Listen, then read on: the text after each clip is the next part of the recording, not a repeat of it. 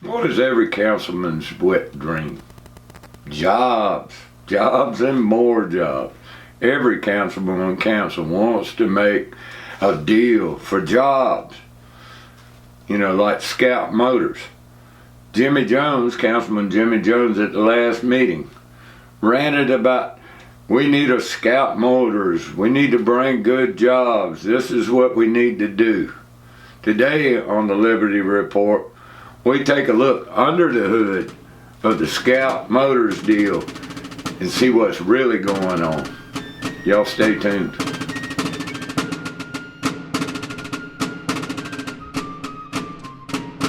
If a government claims a right, and then their claim is that they derive these rights from the people. Right. Well, how can people give a group rights that they don't themselves have? To steal from each other. Right, if we can't tax people, like I can't tax you, where exactly does government derive this right from? And once you come to, you realize that the goal ought to be as voluntary a society as possible. Now, how exactly you achieve that, how far you can push that is debatable, but certainly that should be the goal. That if government is providing a service for you, well then why does it need to be provided by force?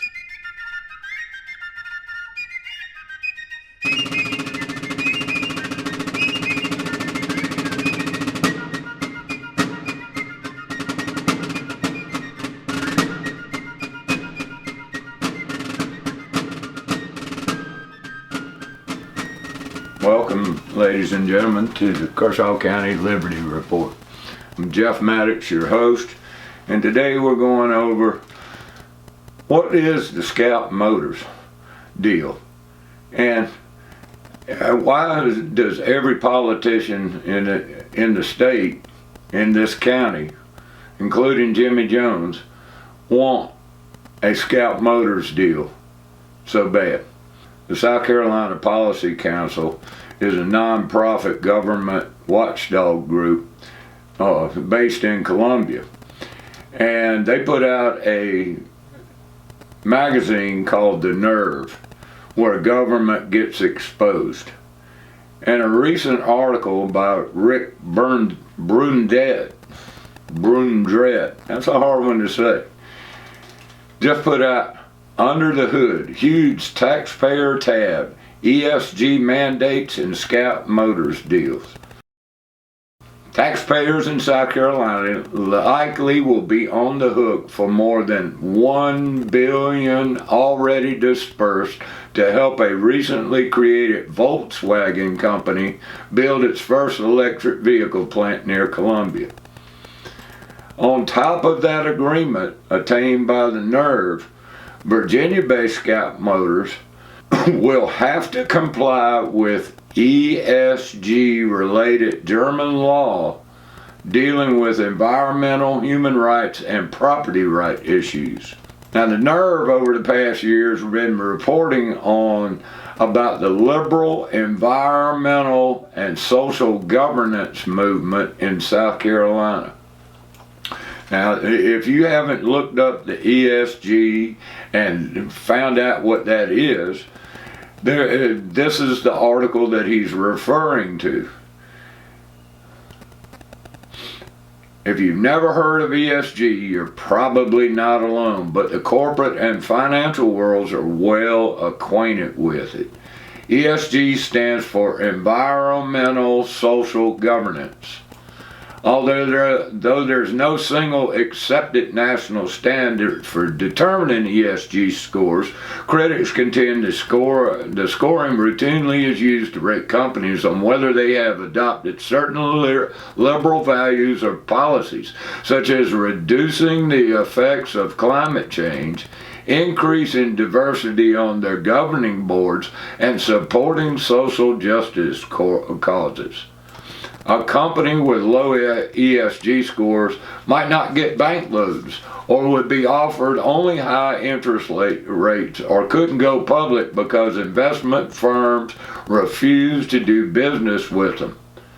Now, this is where BlackRock, Vanguard, and State Street, the biggest boys on the planet in mutual fund, hedge fund, investment and all, they own the vast majority of the S&P 500 companies shares.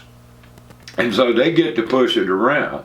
In a recent interview, a couple of recent interviews, the head of BlackRock, Mr. Larry Fink, said of ESG that we need to shove this down the people's throat. We need to force it on them. Critics say it's the left's political agenda manifesting itself into a set of rules, and it's tyranny, said Curtis Loftus, the Republican state treasurer. It's allowing these large woke corporations, mainly financial corporations, to look at us and say, are they with us or against us? We have trillions of dollars. There's no doubt it's going to go to the individual customer. Yep, the ESG is coming this way. And Scout Motors, because they are a German company, are going to be held to those standards. And so will Blythewood and all be held hostage to it. So we go back. The 192-page state incentive agreements with Scout Motors, nearly a quarter of which was partially or entirely blacked out in the copy provided to the NERV, provides numerous taxpayer-backed benefits to the company while laying out relatively easy paths for it to meet job creation and investment requirements. Now, what did Henry McMaster have to say about it? Scout Motors will provide thousands of South Carolinians with previously unimagined opportunities for prosperity for generations to come. The Palmetto State, which, with its rich history, superior people, and sterling automotive manufacturing reputation, is the perfect place to restart this iconic American brand. Now, Scout Motors was an international scouts way back when. They weren't electric back then.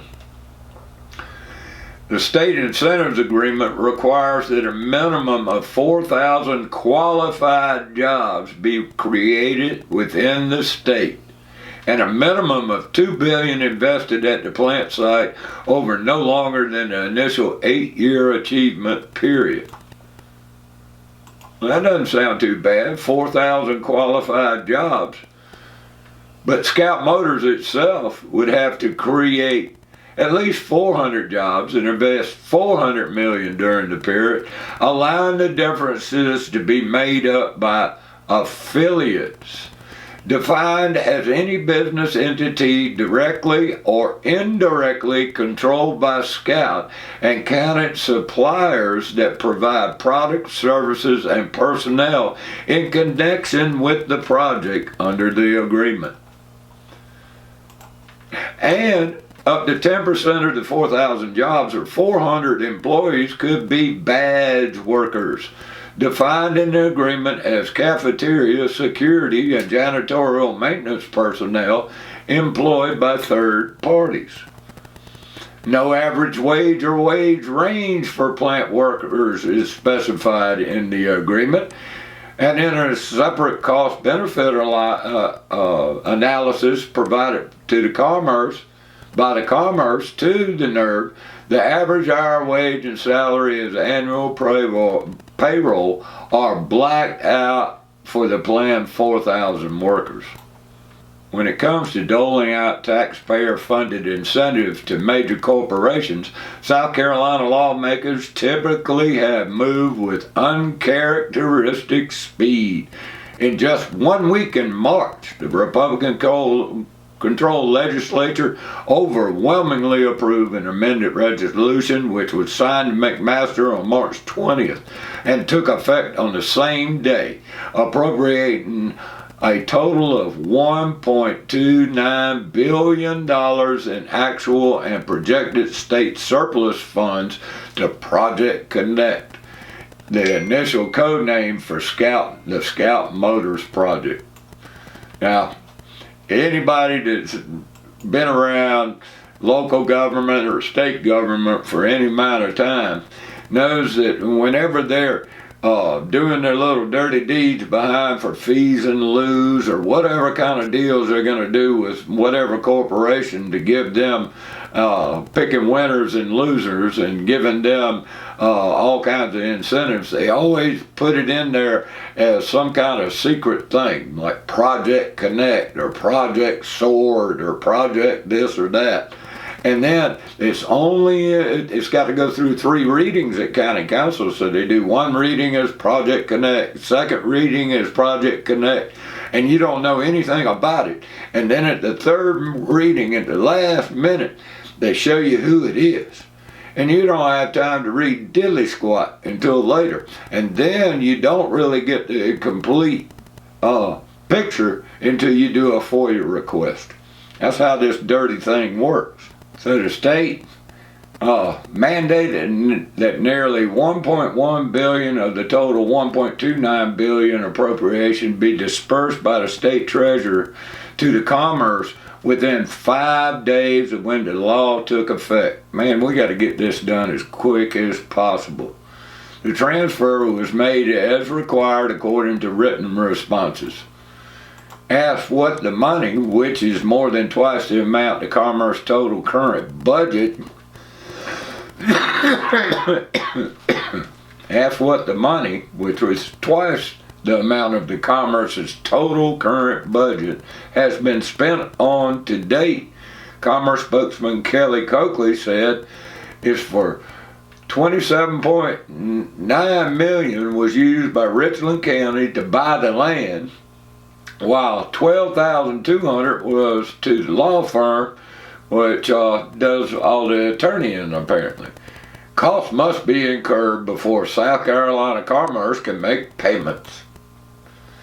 The amended resolution requires that besides land acquisition, the nearly $1.1 billion is to be spent on a bridge to support the construction of a rail spur, site improvements and mitigation, road access and related improvements, soil stabilization, water and wastewater infrastructure, an employee training center, and any such other purpose as necessary and recommended by Commerce.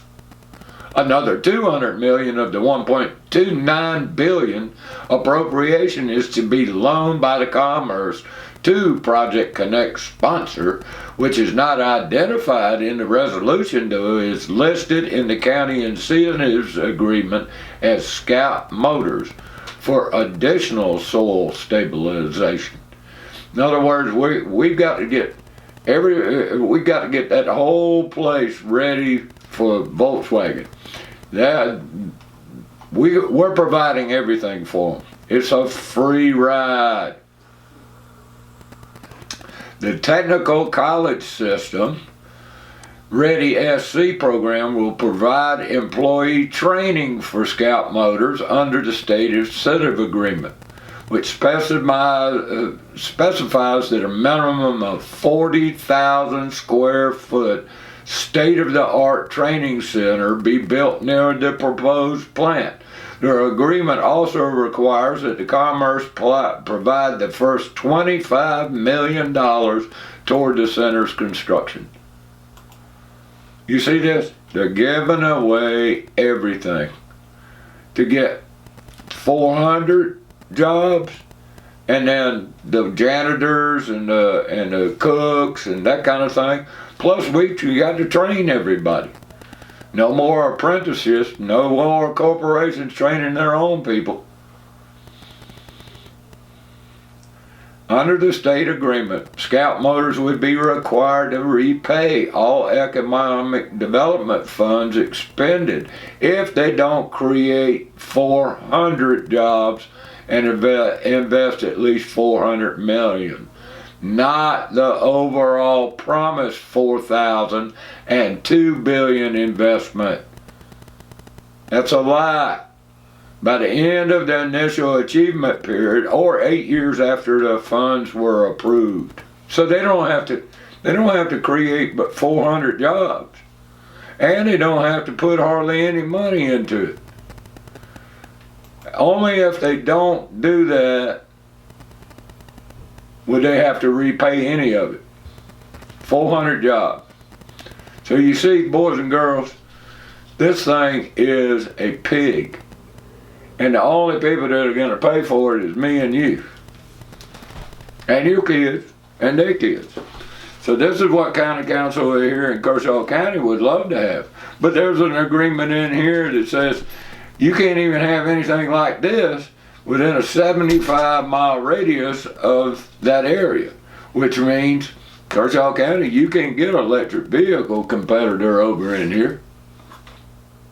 So the incentive goodie bag, a cost-benefit analysis included with incentives agreement, estimated various public costs over 15 years, including, now check this out, $850 million in grants through the Coordinating Council for Economic Development, made up the directors and board chairpersons of 11 state agencies, including Commerce, and by which its law is headed by the Commerce Secretary, who was appointed in 21 by McMaster. $200 million in public infrastructure improvement. $118 million in job development credits, which are rebates of a portion of employee wage withholdings. $39 million in increased state education cost. $26.7 in corporate job tax credits. $17.8 million in additional multi-county industrial park job tax credits. $15 million in investment tax credits, and $12 million in special schools, typically the cost of employee training provided by Ready SC. So you see, boys and girls, the company is getting everything for free. Everything for free. Just to bring 400 jobs. And traffic, and more traffic, and more traffic. And trains. And electric scout vehicles.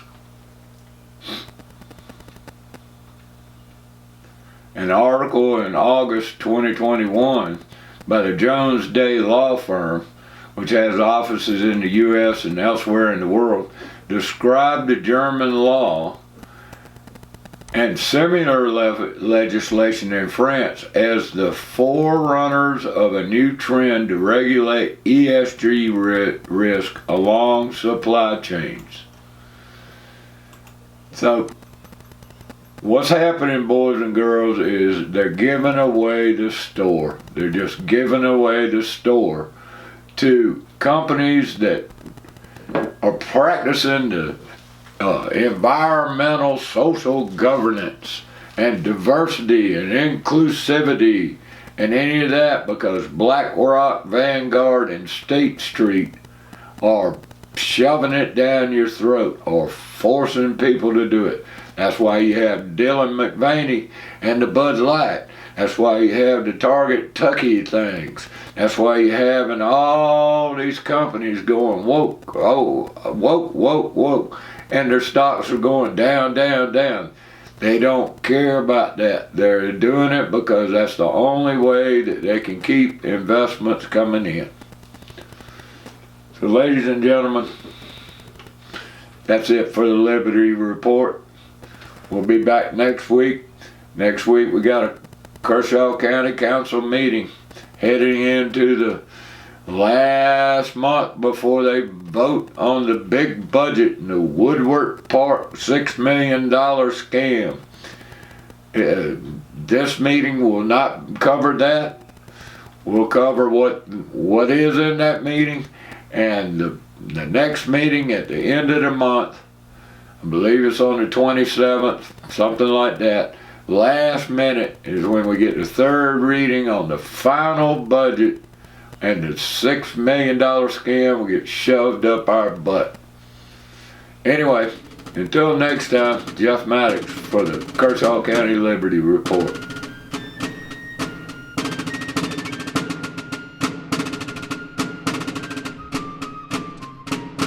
If a government claims a right, and then their claim is that they derive these rights from the people. Right. Well, how can people give a group rights that they don't themselves have? to steal from each other. Right, if we can't tax people, like I can't tax you, where exactly does government derive this right from? And once you come to, you realize that the goal ought to be as voluntary a society as possible. Now, how exactly you achieve that, how far you can push that is debatable, but certainly that should be the goal. That if government is providing a service for you, well then why does it need to be provided by force?